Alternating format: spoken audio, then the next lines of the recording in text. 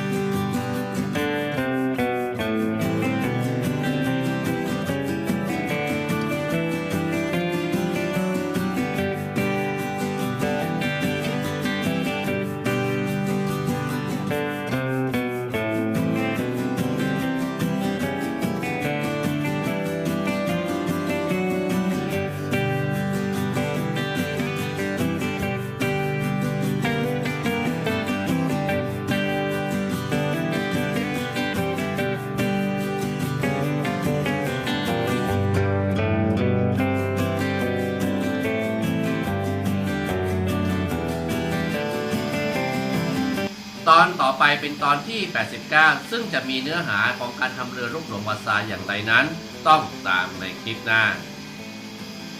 ฝากช่วยกดถูกใจกดติดตามกดกระดิ่งให้ผมชเวงชิปโมเดลเพื่อที่จะมีพลังในการทำคลิปในครั้งต่อไปด้วยนะครับขอบคุณมากครับสวัสดีครับ